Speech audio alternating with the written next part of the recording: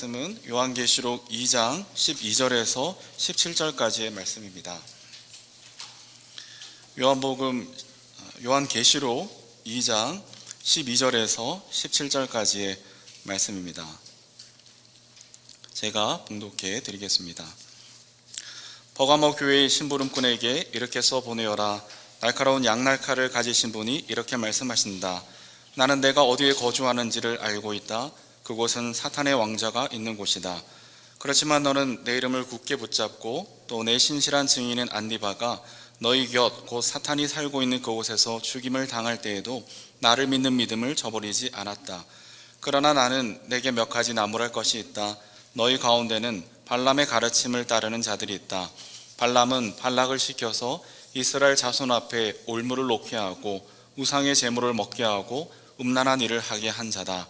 이와 같이 내게도 니골라당의 가르침을 따르는 자들이 있다. 그러니 회개하여라.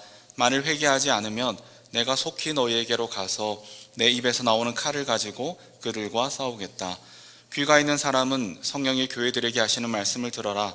이기는 사람에게는 내가 감추어둔 만나를 주겠고 흰 돌도 주겠다. 그 돌에는 새 이름이 적혀 있는데 그 돌을 받는 사람밖에는 아무도 그것을 알지 못한다. 이는 하나님의 말씀입니다. 하나님 감사합니다. 오늘 예배 자리에 나오신 여러분 주님의 이름으로 환영합니다. 그리고 2층에서 예배 드리시는 분들 또 각자 처소에서 예배하는 모든 가정 가운데 주님의 은혜와 복이 함께 하시기를 축복합니다. 오늘은 일주일 내내 교회로 살기라는 제목으로 계속해서 오늘은 버가모 교회에 대해서 함께 살펴보게 되겠습니다. 요한계시록에서 7교회에 보내는 편지는 7교회에만 한정되는 것이 아니고 또 요한계시록 전체는 7교회를 향한 주님의 메시지이기도 하면서 오늘 우리를 살아가는 우리들에게도 주시는 하나님의 말씀인 것을 기억하고 이 말씀을 읽고 듣고 실천하는 가운데 약속하신 복을 누리는 우리의 삶이 되었으면 좋겠습니다. 오늘은 버가모 교회에 보내는 편지를 살펴볼 텐데요. 발신자이신 예수 그리스도에 대한 묘사가 굉장히 인상적입니다. 12절에 보시면 날카로운 양날칼을 가지신 분이 이렇게 말씀하신다. 이렇게 주님을 묘사합니다. 이것은 1장 16절에서 이미 예수님에 대한 전체적인 묘사로 한번 등장을 했었는데요. 1장 16절을 보면 또 오른손에는 7뼈를 쥐고 입에서는 날카로운 양날칼이 나오고 이렇게 이미 예수님 전체적인 묘사를 하실 때 설명이 된 표현입니다. 그리고 오늘 본문의 16절에서도 이 묘사가 반복되고 있는데요. 그러니 회개하여라. 만일 회개하지 않으면 내가 속히 너에게로 가서 내 입에서 나오는 칼을 가지고 그들과 싸우겠다. 그냥 상상을 하면 막 입에서 칼이 나오는 그런 그림을 그릴 수 있을 예수님에 대한 묘사를 하고 있습니다. 예수님에 대한 이러한 묘사는 그 버가모 지역의 특성과도 관련이 있습니다. 버가모는 여러분 지도를 몇 번 보셨었죠? 머릿속에 한번 떠올려 보시면 에베소가 있고 그 위에 서머나가 있고 이 서머나의 북쪽에 위치해 있는 곳이 이 버가모 도시입니다. 이 버가모는 에베소 도시가 그 소아시아의 중심지로 부상하기 전까지는 로마 총독부가 주재했던 소아시아 중심지였습니다. 이 도시에는 인상적인 것이 그 뱀이 휘감은 지팡이, 이번 WHO의 그 문양이 그 뱀이 휘감은 지팡이잖아요. 그 뱀이 휘감은 지팡이로 상징되는 의술의 신 아스클레피오스를 숭배하는 신전이 있었는데 많은 순례자가 그 병을 낫게 하려고 이곳에 와서 신전에 분향을 하고 치료를 받곤 했습니다. 뿐만 아니라 이곳에는 제우스 또 로마 여신들을 위한 신전이 있었고 또 아우구스투스 황제를 시작으로 여러 황제들의 신전을 경쟁적으로 세우므로 황제 숭배가 활발하게 이루어지는 그런 종교적 도시이기도 했습니다. 특히 이 버가모는 그 로마 제국의 주요 행정 도시 중에 하나였기 때문에 총독이 직접적으로 재판권을 행사하는 그 자유 도시이기도 했습니다. 이 때문에 버가모 사람들은 자신들이 정의의 검을 가지고 있다라는 굉장한 자부심을 가지고 있었습니다. 그래서 예수님은 이 버가모 교회를 향해서는 날카로운 양날칼을 가지신 분으로 자신을 묘사하고 계십니다. 날카로운 양날칼이라는 것은 이 좌우의 날선 검, 즉 로마 군인들이 전쟁에서 사용할 때 쓰는 무기를 묘사한 것인데요. 예수님이 이러한 검을 가지고 계시다라는 표현을 통해서 이 버가모 교회를 향해 겁내지 마, 쫄지 마 하면서 힘을 주고 계시는 것이라 믿습니다. 예수님에 대한 이런 묘사를 통해서 버가모 교회는 힘을 얻게 되는 것이죠. 버가모 사람들은 자신들이 정의의 검을 가지고 있다라고 자부하고 있지만, 이에 반대되게 진짜 진검은 예수님의 입에서 나오는구나, 예수님이 더 센 분이시구나, 이것을 주님은 표현하고 계시는 것이고, 버가모 교회 교인들은 이것을 통해 위로를 받는 줄로 압니다. 한편 버가모 교회에 보내는 편지에서도 주님은 다른 교회에서와 마찬가지로 이 칭찬과 책망을 적절하게 사용하시는데요. 우선 칭찬의 내용을 먼저 살펴보겠습니다. 13절에 보시면 나는 내가 어디에 거주하는지를 알고 있다. 그곳은 사탄의 왕자가 있는 곳이다. 그렇지만 너는 내 이름을 굳게 붙잡고 또 내 신실한 증인인 안디바가 너희 곁 곧 사탄이 살고 있는 그곳에서 죽임을 당할 때에도 나를 믿는 믿음을 저버리지 않았다. 이 버가모 지역을 사탄의 왕좌, 사탄의 보좌라고 언급을 합니다. 아마도 이것은 버가모 도시 뒤편에 황제의 신전을 비롯해서 많은 신전들이 모셔져 있는 원뿔 모양의 언덕이 있었다고 해요. 그것을 아마 염두에 두고 이런 표현을 한 것이라고 봅니다. 또한 그 여러 신전들 가운데에는 정말 보좌처럼 생긴 제우스 신전이, 제우스 제단이 아주 유명했다고 하는데, 이것도 사탄의 왕자라는 표현을 쓰게 된 하나의 연결점인 것 같습니다. 이처럼 사탄의 왕좌, 사탄의 보좌는 각종 우상 숭배와 황제 숭배가 정치 경제에 영향을 주고 있었던 이 버가모 도시를 언급하는 주요한 표현법이었습니다. 이런 분위기 속에서 버가모 교회 성도들이 믿음을 지키며 살아간다는 것은 무척 어려웠을 것이라는 것을 우리는 자연스럽게 생각할 수 있습니다. 그러나 13절에 보면 이들은 그 사탄의 왕자가 있는 도시 속에 살고 있음에도 불구하고 주님의 이름을 굳게 붙잡았다라고 주님이 칭찬하십니다. 외부적인 박해와 압박 속에서도 주님의 이름을 부인하지 않고 공적으로 고백했던 것이죠. 이 종교적인 광기가 어쩌면 가득했던 버가모 도시에서도 주님께 죽도록 충성하며 주님의 이름을 굳게 붙들었던 것이 버가모 교회 교인들이었습니다. 이것에 대한 대가는 엄청난 박해로 이어졌습니다. 네로 시대에는 이 박해가 로마에만 좀 한정되어 있었다라고 하면, 이제 이 계시록에 쓰여진 도미티아누스 황제 이후로는 소아시아 전역에 걸쳐서 조직적인 박해가 이루어지기 시작했고, 버가모 지역도 예외일 수는 없었습니다. 결국 버가모 교회의 신실한 증인이었던 안디바가 죽임을 당했다라고 오늘 본문에 나옵니다.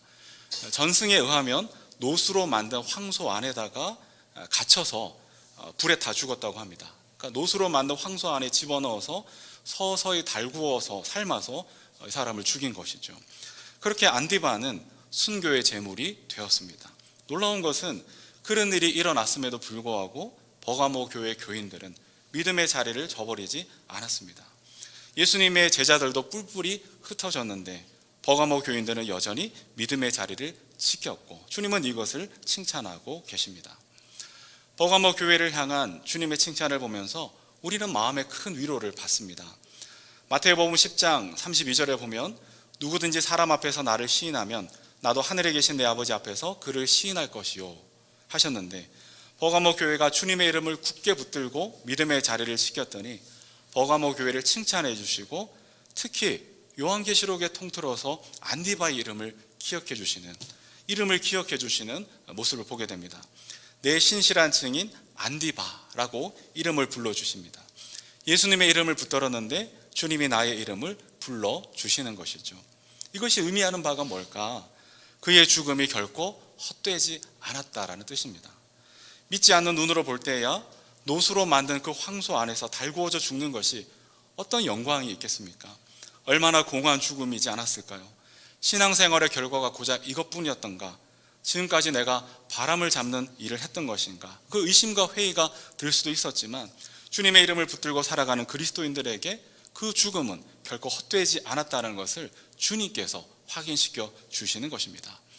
예수님을 믿으며 살아가는 우리 삶에는 절대로 우연히 일어나는 법은 없습니다.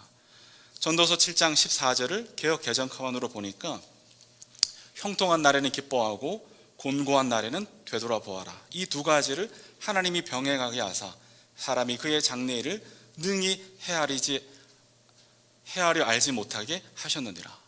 그러니까 형통한 날과 공고한 날, 이 두 가지가 하나님이 병행하시는 일이라는 거예요. 그래서 그의 장래일을 헤아리지 못하게 하시는 것이죠. 그 속에서 하나님을 의지하고 살아가게 하는 것, 이것이 하나님이 우리를 다루어가는 방법이라는 것입니다. 우리 신앙생활의 결과가 어떤 이들에게는 형통한 날로 이어질 수도 있을 겁니다. 그러나 그의 반대로 신앙생활을 열심히 했음에도 불구하고 곤고한 날이 우리를 피해가지 않을 수도 있습니다. 그런데 이 모두가 하나님이 병행하게 하시는 일이라는 뜻입니다.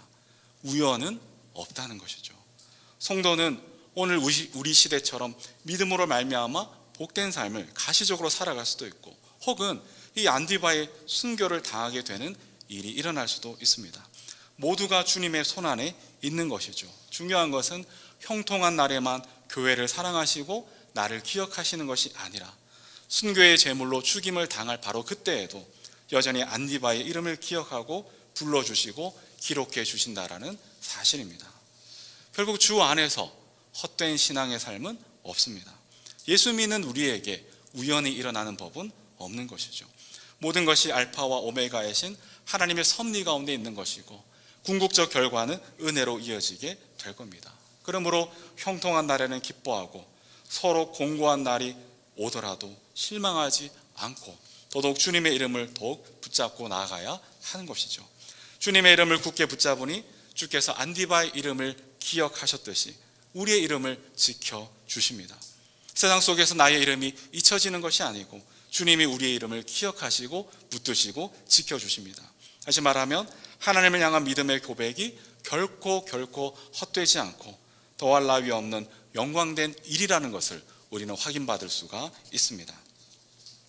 죽음은 죽으리라의 저자 안희숙 님이 있습니다. 이분이 일제 식민지 시절에 신사참배를 거부하고 죽을 만큼의 옥고를 치렀습니다.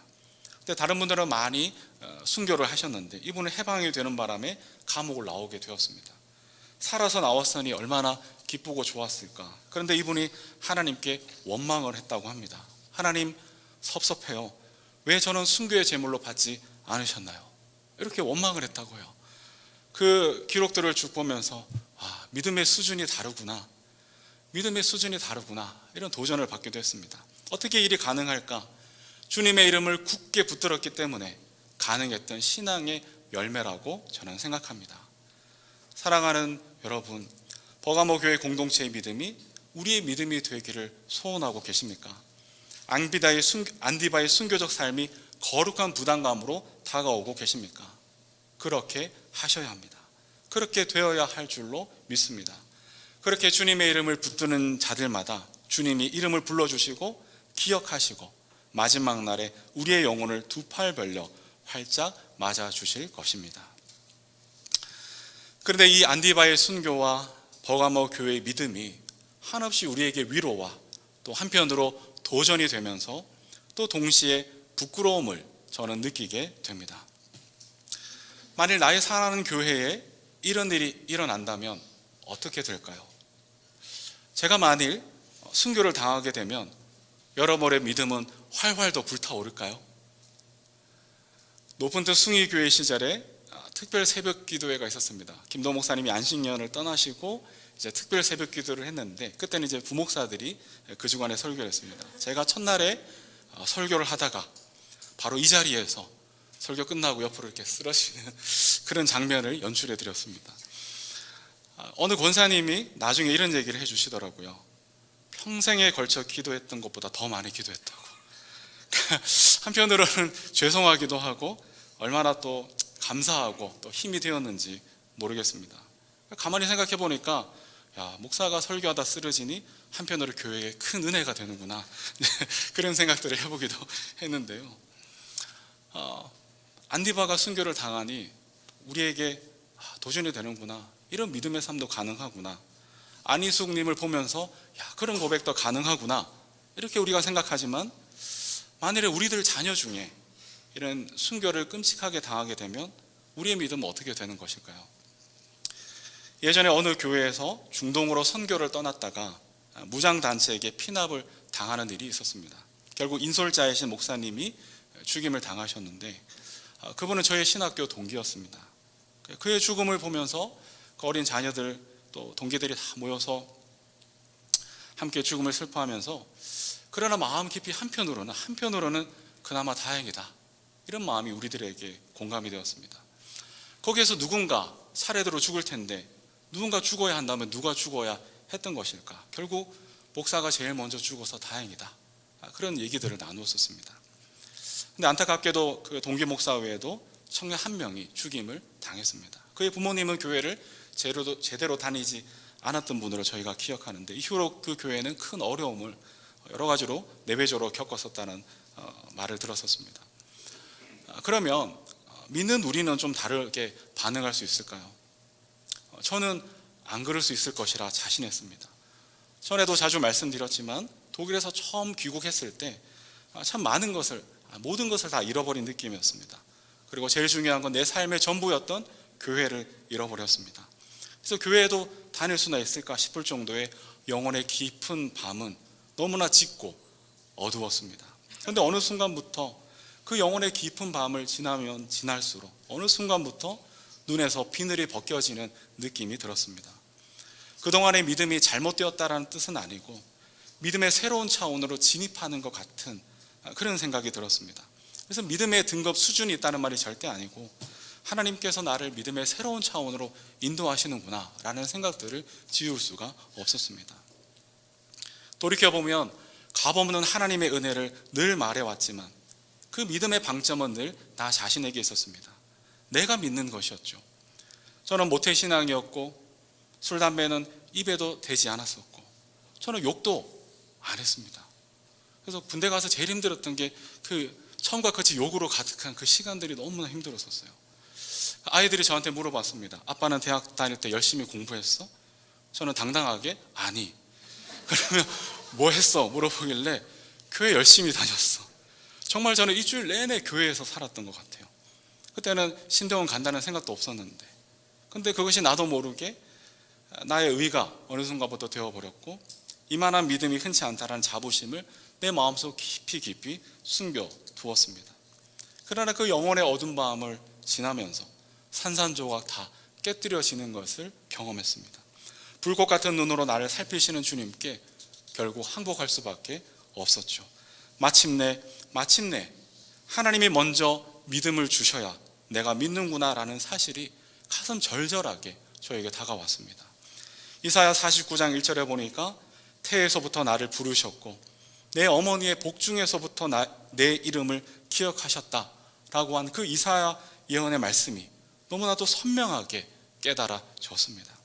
우리가 아직 죄인 되었을 때 예수 그리스도께서 우리를 위하여 죽으심으로 하나님의 자녀 삼아주신 그 은혜가 머리가 아닌 가슴으로 더욱더 깊이 다가왔습니다. 저는 분명 예전보다는 종교적인 열심은 적어진 것이 분명합니다.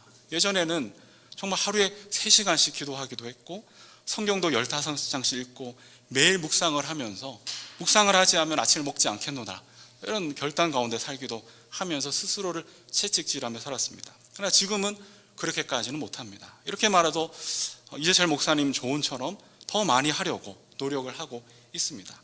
비록 그때보다 어쩌면 종교적인 열심의 차원에서는 약해졌을지 모르지만 그러나 저의 믿음은 훨씬 더 깊어지고 견고해졌다라고 저는 생각합니다.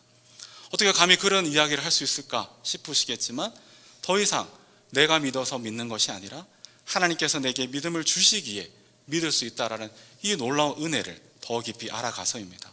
하나님이 은혜 주셔서 내가 믿음의 자리에 설 수 있다라는 것을 깊이 깨달아가기 때문입니다. 모든 것이 하나님의 은혜라는 것이죠. 그러므로 여러분, 이 안디바의 위대한 순교와 버가모 교회의 놀라운 믿음 앞에서 우리는 분명히 결단을 해야 합니다. 동시에 부끄러워하지 않았으면 좋겠습니다. 지난주에 송교 목사님을 통해서 그 모리아 산을 올라가는 아브라함의 이야기를 우리는 들었습니다.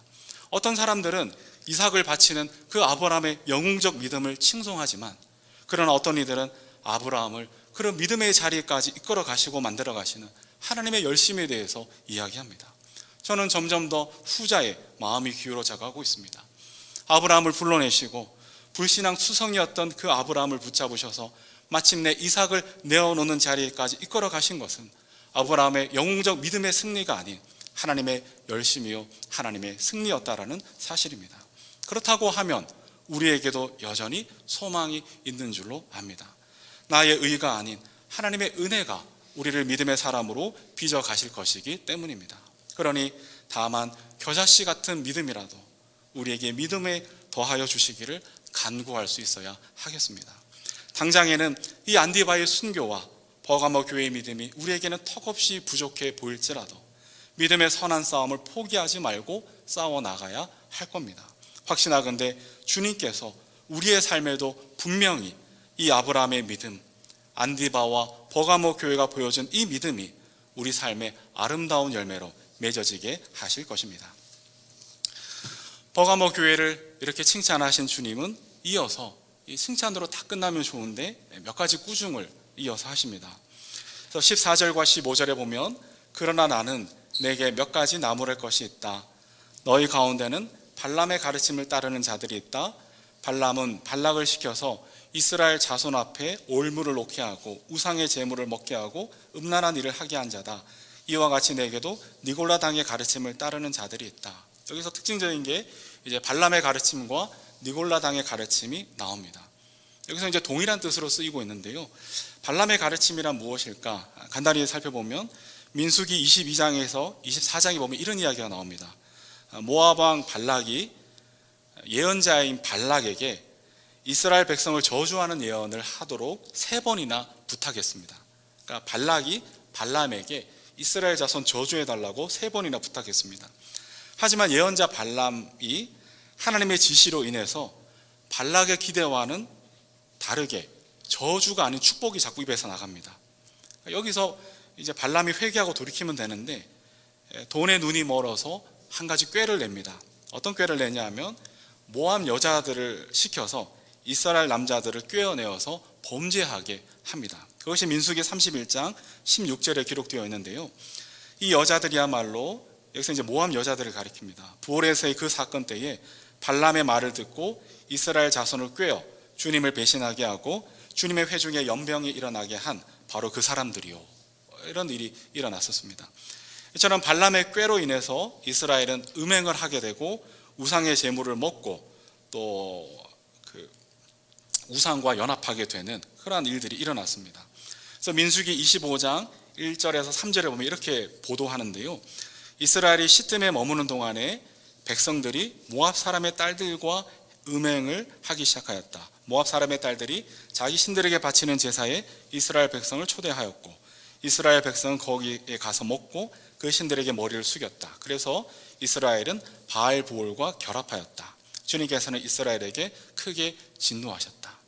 그러니까 음행을 하고 제물을 먹었다는 건 단순히 식사 이상의 의미가 있는 것이죠. 하나님의 백성이 바알과 결합하는 우상신에게 절하고 섬기는 그러한 일들이 일어났습니다.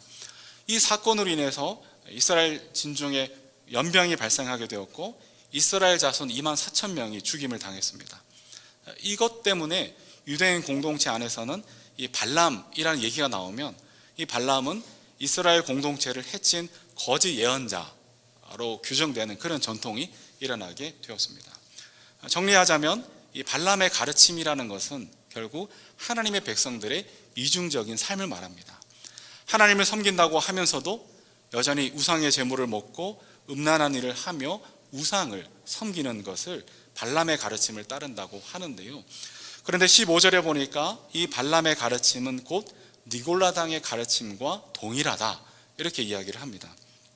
그래서 니골라당은 에베소 교회 편지에서도 한번 등장을 했었는데요. 이 니골라당은 두 가지가 합쳐진 단어입니다. 그래서 승리를 뜻하는 니코스, 승리를 뜻하는 니코스와 사람들을 뜻하는 헬라어 라오스, 니코스 라오스가 결합되어져서 나온 말이 승리하는 사람들, 니골라당의 뜻인데요. 즉 로마의 황제 숭배 사회에 순응하고 적응함으로써 거기에서 보상받는 사회적 지위와 경제적인 이익을 얻는데 소위 세속적으로도 성공한 사람들을 일컫는 말이 이 니골라당이었습니다. 그래서 이 니골라당은 당연히 각종 신전에서 개최되는 그 상인들의 단체인 길드라는 그 모임에 참석을 했고, 또 상인 조합원들과 함께 신전에서 우상에게 바쳐졌던 고기를 먹었습니다. 그러니까 이 우상의 제물을 먹는다는 것은 고린도전서에서 바울이 이야기한 것과는 다릅니다. 여기서 우상의 제물을 먹는다는 것은 곧 로마 제국의 황제 숭배 문화에 순응하고 타협했다라는 것을 뜻합니다. 이것이 니골라당이었고, 니골라당의 가르침을 따른다는 것은 이처럼 이중적 삶을 의미했는데요. 그렇다고 니골라당이 절대로 예수님 믿는 것을 배반하는 것은 아닙니다. 주님의 날에는 버가모 교회에 나와서 열심히 섬깁니다. 그리고 주중에는 세상으로 나아가서 우상 신전에 들러 숭배도 하고 우상의 제물을 나눠 먹으면서 황제 숭배 문화에 적당히 적응하고 타협하는 사람들인 것이죠. 그런데 니골라당의 이러한 이중적인 삶에 대해서 성경은 음란한 일을 한다라고 규정합니다. 이 음란은 문자적 의미일 수도 있지만 한편으로는 하나님도 섬기고 세상도 섬기는 두 마음을 음행이라고 규정합니다. 여러분, 부부의 세계라는 드라마 혹시 보십니까? 제가 드라마를 자꾸 얘기하면 드라마만 보러 오시는 것 같아서 오해하시는데 절대 그렇지 않습니다. 근데 이제 부부의 세계라는 드라마는 있어요. 근데 이 부부의 세계라는 드라마에 이태호라는 사람이 등장을 해서 이런 말을 합니다. 자기는 부인도 사랑하고 상간녀도 동시에 사랑한다고 하면서 두 사람을 동시에 사랑하는 게 죄는 아니잖아, 사랑하는 게 죄는 아니잖아, 이렇게 말도 안 되는 주장을 당당하게 합니다. 여러분, 어떻게 생각하십니까? 자신은 두 사람 모두를 사랑한다고 하면서 사랑하는 게 죄는 아니잖아, 상식적으로 보자면 모든 사람을 불행하게 만드는 일이라는 것을 우리는 다 알고 있습니다. 니골라당도 하나님도 사랑하고 황제 숭배 문화에도 적응하면서 이렇게 외치는 것과 같은 거죠. 사랑하는 게 죄는 아니잖아 라고 부르짖지만 하나님의 백성으로서 이것은 불법이고 음행이라는 것을 성경은 지적하고 있습니다. 어째서 버가모 교회에 이런 일이 일어날 수 있었는지가 참 당혹스럽게 그지 없습니다. 주님의 신실한 증인인 안디바가 순교를 한 교회입니다. 그런 상황에서도 두려움 없이 더더욱 믿음을 지켜냈던 교회입니다. 하지만 버가모 교회 공동체가 외부의 박해에 대항해서는 믿음을 지켜냈지만 버가모 교회 성도 중에서는 니골라당의 가르침에 타협하는 일들이 일어나기 시작한 것이죠. 교회의 신앙이 성도 개인의 신앙으로 저절로 환원되지는 않았던 겁니다. 중앙대학교의 김누리 교수라고 있는데 그분이 대한민국의 민주주의를 진단하면서 광장의 민주주의, 그러니까 광장에서 일어난 그 광장의 민주주의가 일상의 민주주의로 정착하지는 못했다, 이렇게 진단을 했습니다. 독재와 불의의 시대에 항거하고 변화를 이끌어냈던 그 광장 민주주의는 세계인들이 칭송하고 배우고자 하지만 정작 개인의 일상 속에서는 민주주의가 제대로 작동하지 못하고 있는 것은 아닌가 뼈아픈 지적을 합니다. 광장에서는 민주주의를 소리 높여 외치는 사람들도 가정으로 돌아가서는 여전히 가부장적인 모습을 보이곤 한다는 것이죠. 사회생활에서는 살인적인 상명하복의 문화와 갑질 논란이 끊이지를 않고 있습니다. 훈육이라는 명목 아래 아동들이 학대를 당하고 죽어갑니다.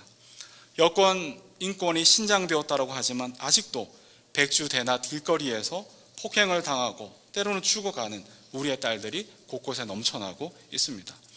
결국 우리 각자가 일상적인 사회생활에서도 민주시민의 삶을 살아내지 못한다면 이 광장 민주주의와 일상 민주주의는 더더욱 분리되고 그로 말미암아 기형적이고 모순적인 사회 구조로 나타날 수밖에 없다라는 지적이었습니다.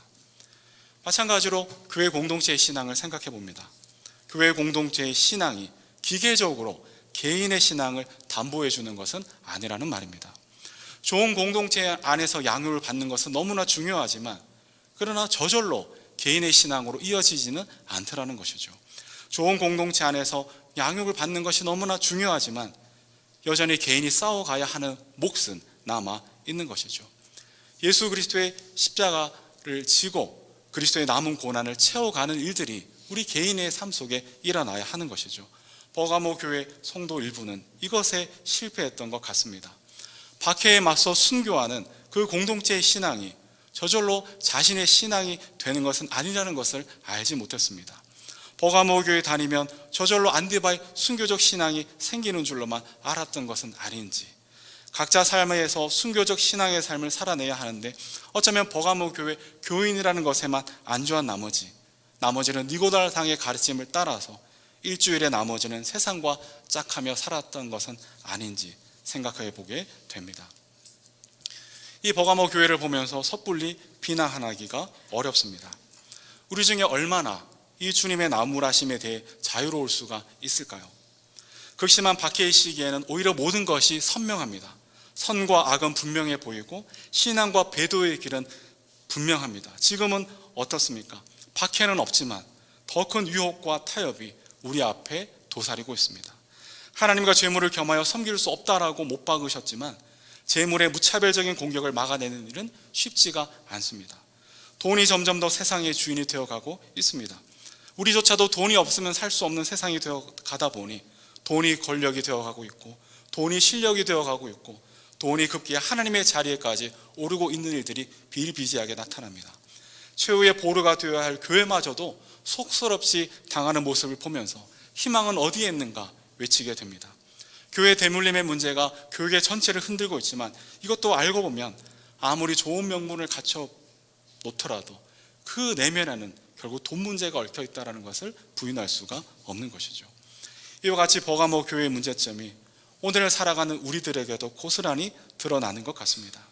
하나님과 재물을 겸하여 섬길 수 없다라고 하셨는데 어느덧 한국 교회는 두 주인을 섬기는 니골라당의 가르침을 따르고 있는 것 같습니다. 성과 속이 분리되고 일주일의 삶이 이중적으로 나뉘어집니다. 교회에서의 생활은 더할 나위 없이 순교적인 삶을 살지만 교회 밖을 나서는 순간 그야말로 이중 생활이 익숙해지고 있습니다. 아무리 좋게 말아도 발람의 꾀에 넘어간 이스라엘처럼 영적 간음을 행하는 일들이 비일비재하게 일어납니다. 이에 대해 주님은 분명하게 경고하십니다. 16절에 보면 그러니 회개하여라. 만일 회개하지 않으면 내가 속히 너에게로 가서 내 입에서 나오는 칼을 가지고 그들과 싸우겠다. 좌우의 날성검을 가지신 예수님이 친히 니골라당의 가르침을 따른 이들과 싸우신다라고, 심판하신다라고 말씀합니다. 정말 무섭고 두려운 말씀이 아닐 수가 없습니다. 저는 가끔 집사람에게 이런 말을 합니다. 당신이 적이 아니어서 얼마나 다행인지 모른다고. 그렇죠. 근데 교회에서 신앙적인 어려움이 생기면 대개는 좋은 교회 찾아 나서면 됩니다. 나라가 망하거나 정치적 박해를 당하면 난민 신청을 하면 됩니다. 그러나 알파와 오메가요 장차 오실 전능하신 주 하나님과 원수가 된다면 우리는 도대체 어디로 가야 하는 걸까요? 갈 곳이 없습니다. 살아서도 없지만 죽어서도 갈 곳이 없어져 버리는 겁니다. 이러한 버가모 교회의 고민은 우리의 고민이고 한국교회 전체의 고민이라는 것을 점점 더 깨닫게 됩니다. 그러면 우리는 도대체 어떻게 해야 하는 것일까? 분명한 것은 두 주인을 동시에 섬길 수는 없다라는 겁니다. 여호수아가 이스라엘 백성에게 도전했던 것처럼 하나님이냐 이방이냐, 하나님이냐 만몬이냐 사이에서 날마다 선택하고 결단해야 합니다. 16절의 말씀처럼 회개하여야 합니다. 단순히 참회에만 그치는 것이 아니고 우리의 방향을 바꾸어야 합니다. 두 마음 품는 것을 회개하고 이것을 분별하고 단호하게 한 분만 섬기기로 순간순간 선택하고 방향을 바꾸는 싸움을 해나가야 하는 것이죠. 이것을 구체적으로 어떻게 적용할까? 저는 일주일 내내 교회로 살아가기를 제안합니다. 이것은 최근에 나온 책 제목이기도 한데요. 아직 다 읽어보지는 못했는데 제목이 너무 마음에 끌려서 목차를 쭉 살펴보았더니 오늘의 설교와 대략 또 맥이 같은 것 같아서 제목을 제가 빌려왔습니다. 일주일 내내 교회로 살아가기. 그래서 오해하면 안 됩니다. 일주일 내내 종교적인 삶을 살아가는 말이 결코 아닙니다. 저의 대학 시절처럼 일주일 내내 주구장창 교회에서만 살아가는 얘기도 절대로 아닙니다. 주일과 평일이 구분되지 않고 교회 안과 교회 밖 생활이 분리되지 않고 일주일 내내 언제 어디서나 하나님의 임재를 의식하는 가운데 그리스도인으로 참된 삶을 살아내는 것, 이것이 일주일 내내 교회로 살아가기라고 저는 제안합니다. 일주일 내내 교회로 살아가는 일, 우리의 가슴을 뛰게 하는 말이지만 점점 더 일주일 내내 교회로 살아가기 시작할 때 위로부터 주시는 은혜가 크면 클수록 신앙생활은 손해보는 일이라는 것을 깨닫게 될 겁니다. 어째서 그런가 싶겠지만 니골라당의 헬라어 원어는 승리하는 사람들이라는 뜻이었습니다. 세상에서 이기는 사람들이라는 뜻입니다.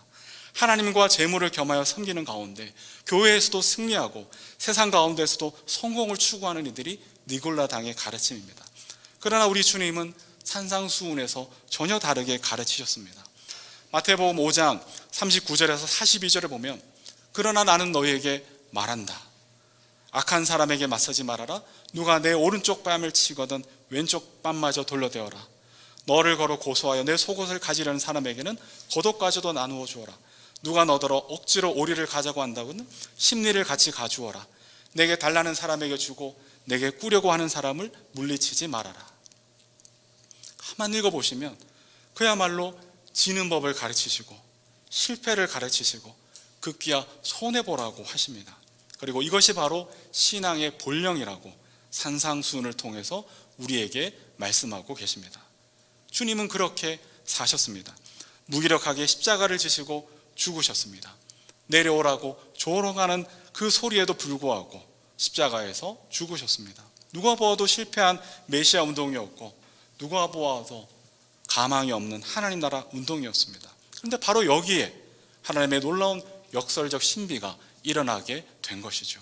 우리 주님은 지심으로 이기셨고 실패하심으로 성공하셨습니다. 죽으심으로 부활하셨고 버림받으심으로 구원을 이루어 가셨습니다. 이러보건대 우리의 신앙생활은 결국 이윤 추구가 아닌 손해보려고 하는 일이라는 것을 점점 더 깨달아가게 됩니다. 정말 그렇습니다. 예를 한 가지 들어보면 우리의 신앙행위 중에 중요한 것이 헌금을 합니다. 어떤 사람이 교회를 욕하면서 자기가 20년간 교회를 다녔는데 그동안 바쳤던 11조만 모았어도 큰 부자가 되었을 것이라고 비난하며 교회를 떠나는 말을 들어보았습니다.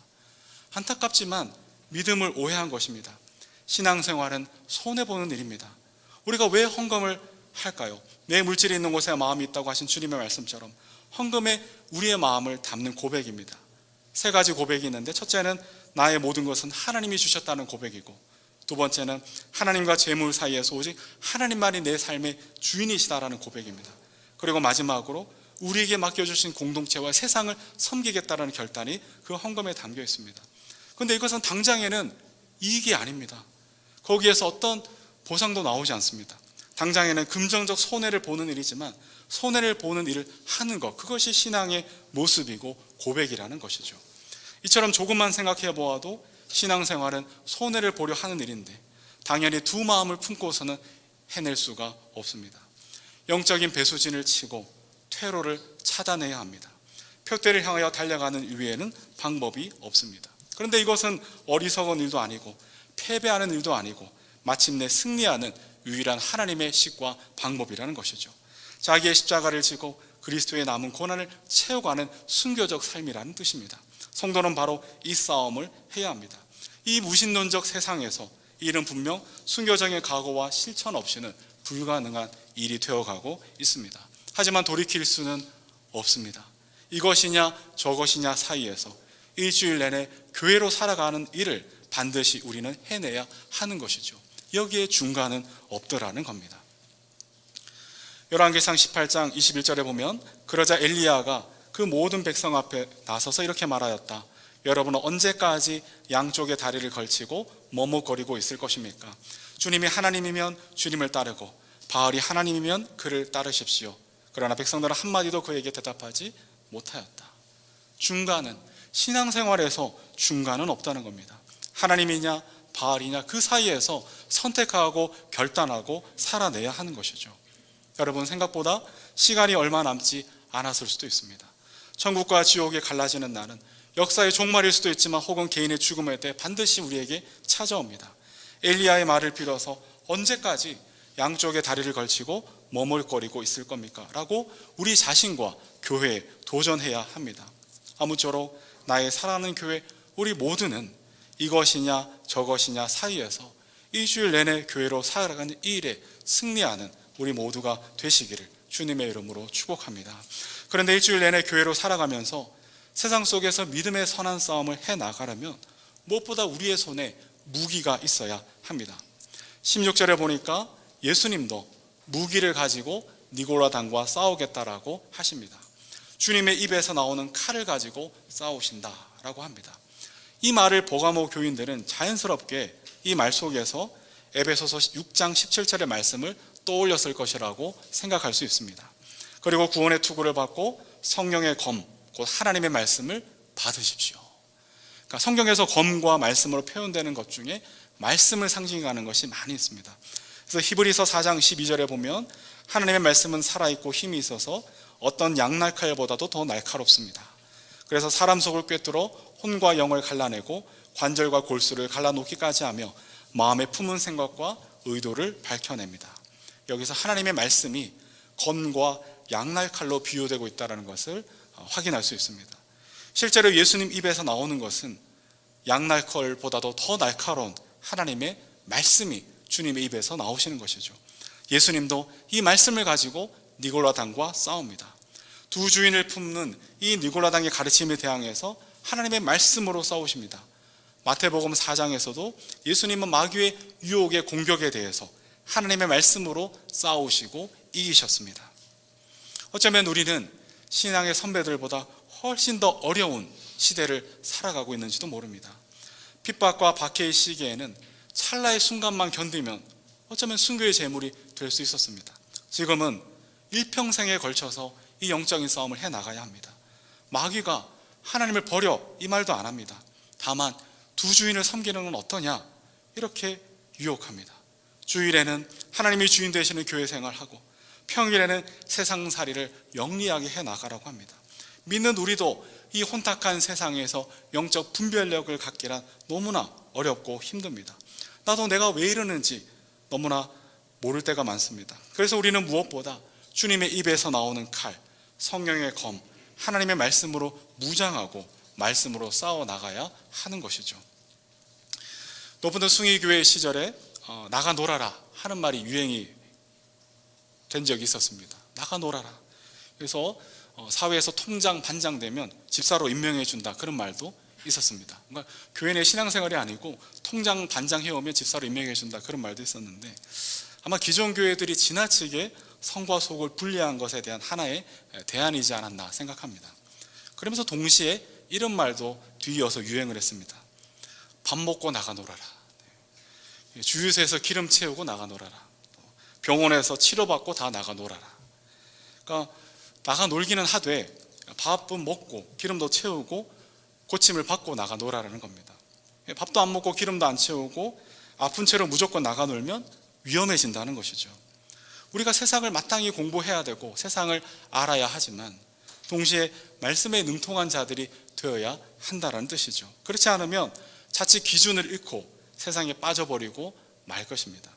종말의 시대에는 마귀가 우는 사자같이 믿는 이들까지 넘어뜨리려고 호시탐탐 노리고 있기 때문입니다. 예수 그리스도께서 말씀의 칼을 들고 싸우셨다면 하물며 그의 제자된 우리들이야 말해서 더 무엇하겠습니까? 버가모 교회 공동체의 신앙이 우리 각자 개인의 신앙으로 깊어지기를 원한다면 우리는 모두는 무엇보다 주님이 보여주신 대로 하나님의 말씀으로 싸우는 자가 되어야 할 것입니다. 다시 말하면 말씀에 능통한 자들이 되어야 합니다. 이 말씀을 준비하면서 저는 다시 한번 결단을 했습니다. 사도행전 6장 4절에 보면 사도들의 고백처럼 기도하는 일과 말씀을 섬기는 일에 헌신하겠습니다. 기도와 말씀 섬기는 일에 더더욱 헌신하겠다라고 저는 결심했습니다. 혹시 제가 이 기도와 말씀 섬기는 일에 헌신하느라 교회 행정을 조금 못하더라도 여러분 이해해 주시고 응원해 주시기를 부탁드리겠습니다. 목회자들 사이에 도는 말이 있어요. 설교 못해서는 안 쫓겨나는데 행정 못하면 쫓겨난다. 여러분 무슨 말인지 아시죠? 네, 혹여 그렇다 하더라도 기도와 말씀 섬기는 일에 순교적으로 헌신하려고 합니다. 그런데 이것은 분명 저에게만 해당하는 일은 절대로 아닙니다. 사도행전 7장을 보니까 표제어가 스데반의 설교 이렇게 나와 있습니다. 스데반의 설교, 이 설교를 하고 순교의 제물로 바쳐졌습니다. 스데반은 초대교회에서 지혜와 성령이 충만해서 7 집사 중 하나로 선출된 한 명이었습니다. 그 스데반의 설교를 통해서 그가 하나님의 말씀에도 능통한 사람이었음이 드러났습니다. 그리고 하나님의 말씀에 헌신하다가 순교의 제물로 죽었습니다. 여호수아 1장 8절에 보면 주님께서 여호수아에게 명령하신다. 이 율법책의 말씀을 늘 읽고 밤낮으로 그것을 공부하여 이 율법책에 쓰여진 대로 모든 것을 성심껏 하여라. 그리하면 내가 가는 길이 순조로울 것이며 내가 성공할 것이다.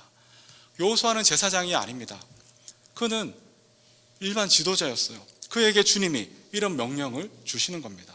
신명기 6장 6절에서 9절에 보면 오늘 내가 오늘 당신들에게 명하는 이 말씀을 마음에 새기고 자녀에게 부지런히 가르치며 집에 앉아 있을 때나 길을 갈 때나 누워 있을 때나 일어나 있을 때나 언제든지 가르치십시오.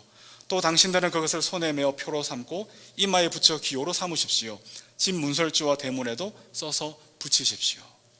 스데반, 여호수아 그리고 신명기를 통해서 이 모두에게 주시는 공통적인 내용은 하나님의 백성 모두가 말씀에 능통한 자가 되어야 한다라는 주님의 명령인 것이죠. 감사한 것은 나의 사랑하는 교회가 점점 더 말씀에 능통한 자들이 되어가기를 소원하고 있다는 것에 참 하나님께 감사한 일입니다. 아시다시피 나지혜 집사님은 마인드맵으로 계시록을 정리하셔가지고 우리 모두에게 감동과 놀라움을 주었습니다. 어느 분은 계시록 전체를 장별로 퀴즈로 만들어가지고 통독되시는 분들에게 도움을 주시겠다고 합니다. 그래서 제가 매주 이제 한 장씩 단톡방에 올리도록 하겠습니다. 어떤 분은 계시록을 10번 읽고 더 읽고 싶어서 다니엘서도 읽고 하다가 이러다가 전도사 되겠어요 이런 말도 하셨고, 어떤 분은 이런 간증을 주셨습니다. 목사님, 저 요한계시록 1장 3절을 믿는 믿음으로 10번 읽었습니다. 말씀 앞에 깊이 설 수 있는 귀한 기회를 주셔서 감사합니다. 제게 평생 기억될 귀한 은혜의 시간이었습니다. 시간 되는 대로 계시록 한번 필사해 보려고 합니다. 말씀을 더 되새기고 싶더라고요. 샬롬. 저에게도 격려와 또 보람이 되었는데 우리가 여기서 그치지 않고 앞으로 더욱더 주님이 기대하시고 명령하실 만큼의 말씀에 능통한 자들이 되었으면 좋겠다라는 소원을 마음에 불같이 가지게 됩니다. 그렇게 말씀에 능통한 자들이 되어서 영적 분별과 지각을 가지고 일주일 내내 교회로 살아가는 일에 승리할 수 있다면 주님은 우리에게 그 일이 헛되지 않고 공허하지 않고 아름다운 열매를 맺게 될 것이라고 약속해 주십니다. 17절 말씀을 보시면 귀가 있는 사람은 성령의 교회들에게 하시는 말씀을 들어라. 이기는 사람에게는 내가 감추어둔 만나를 주겠고 흰돌도 주겠다. 그 돌에는 새 이름이 적혀 있는데 그 돌을 받는 사람밖에는 아무도 그것을 알지 못한다.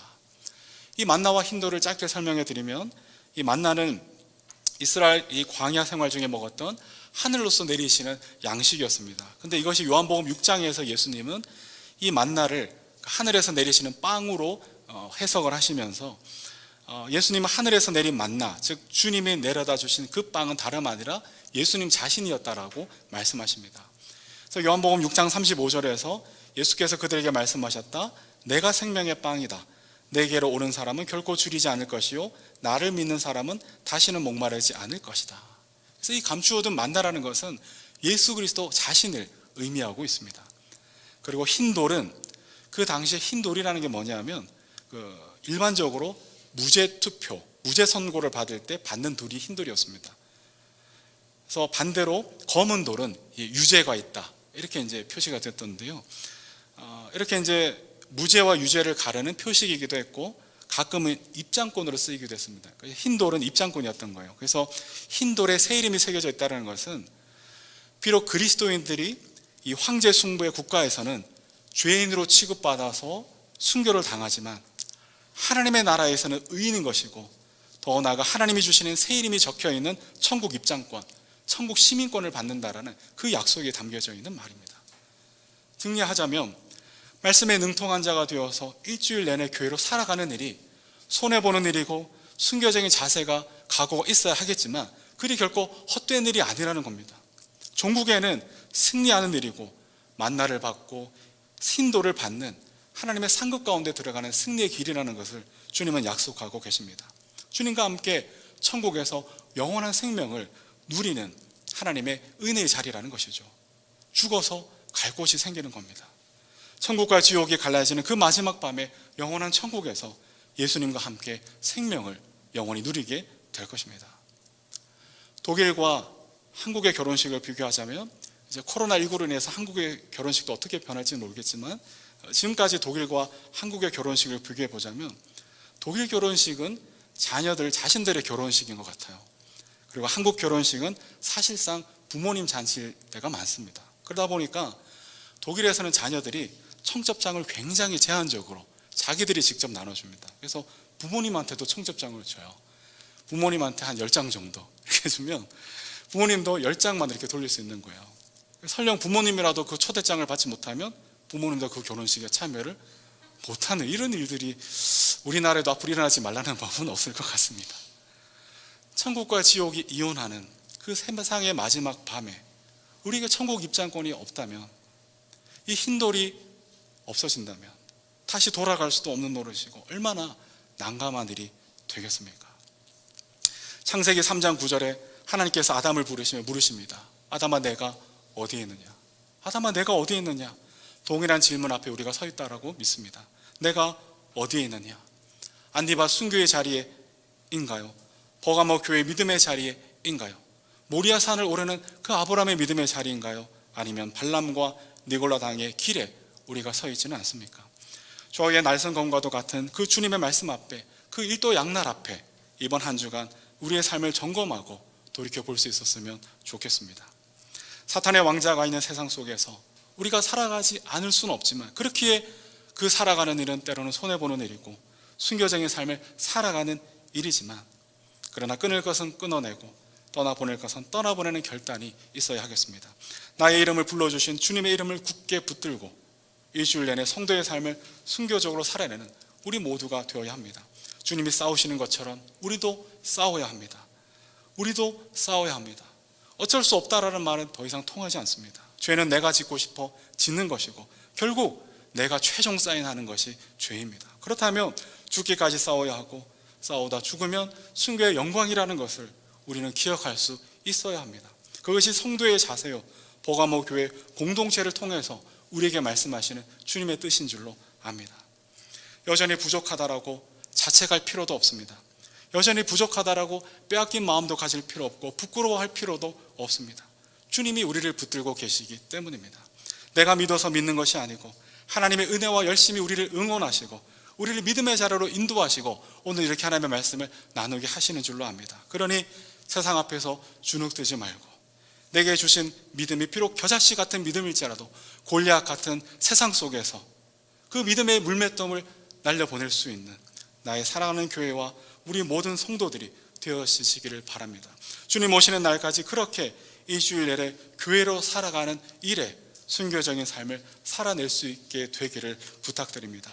하나님의 다음은 은혜와 샬롬이 순교의 자의 삶을 살아내는 우리 모두에게 가득하시기를 주님의 이름으로 축복합니다. 아멘.